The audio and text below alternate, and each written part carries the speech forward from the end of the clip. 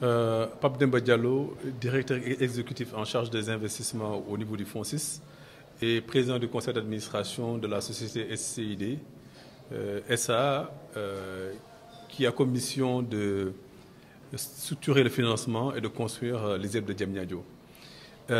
Donc le FONSIS, comme vous le connaissez, c'est le Fonds souverain d'investissement du Sénégal et qui a comme mission d'investir dans des projets stratégiques au niveau du Sénégal. Donc investir avec le secteur privé, national, international, mais aussi investir tout seul dans certains secteurs ou dans certains programmes en tant que développeur. Donc dans le cadre de l'ISEP de Diamniadio, donc, nous avons eu un protocole d'accord avec le ministère de l'Enseignement supérieur où FONSIS devait travailler sur la structuration et le financement de l'ISEP de Diamniadio. Et l'ISEP à la fois la partie pédagogique, mais aussi la partie centre autonome, TIC et automobile.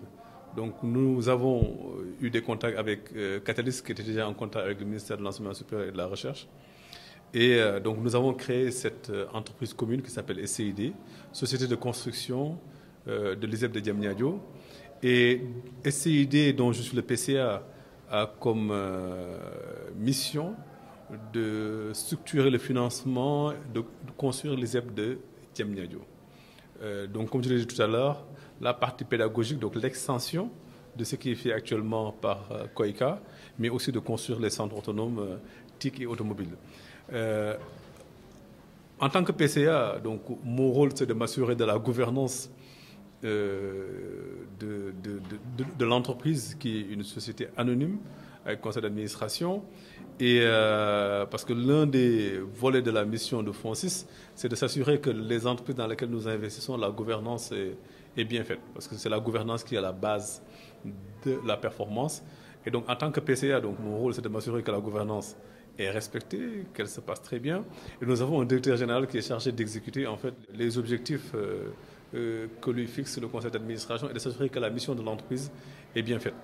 Et SCID est un exemple de coopération public-privé, je dirais coopération, pas partenariat, coopération, parce que lorsqu'on dit PPP, maintenant les gens pensent à un contrat spécifique, mais là nous sommes dans un partenariat beaucoup plus global, où en fait il y a une construction des structures, mais aussi une réflexion dans comment seront exploités les centres autonomes. Nous faisons les choses en deux phases, construisons et réfléchissons dès que nous aurons lancé la construction sur comment ces centres seront exploités. Quel sera le modèle? Qu'est-ce qui permettra aux entreprises qui devront venir dans ces centres autonomes de pouvoir en fait être très efficientes?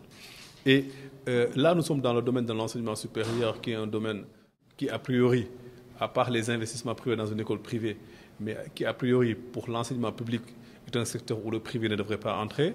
Mais là, nous avons trouvé un modèle qui permet au privé de venir permettre à l'État d'accélérer ces projets. Et ça, c'est un des rôles du FONSIS, justement, de trouver des moyens d'intervention permettant cette accélération. Sinon, en fait, le fait d'être un catalyseur aussi pour que des projets puissent se passer.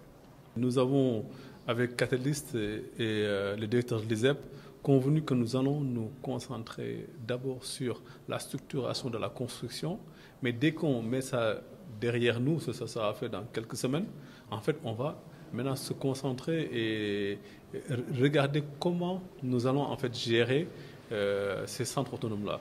Sur quel modèle nous allons accueillir ces entreprises et comment les apprenants pourront s'intégrer dans ces centres autonomes. Et cette réflexion, en fait, parce qu'il y a 2 ou 3 solutions possibles, et il s'agit de trouver la solution optimale à la fois pour les apprenants d'abord, pour les entreprises privées qui viennent en fait permettre à ces apprenants de s'exprimer, mais aussi pour l'ISEP de Diamniadio qui a l'ensemble de la gouvernance. Donc c'est cette optimisation qui demande à ce qu'il y ait une réflexion spécifique, mais ce sera fait. Parce que le sens de l'ISEP, ce n'est pas des infrastructures, mais c'est surtout en fait le curriculum à la fois du côté de l'ISEP en enseignement, mais aussi l'application des apprenants au niveau des centres autonomes.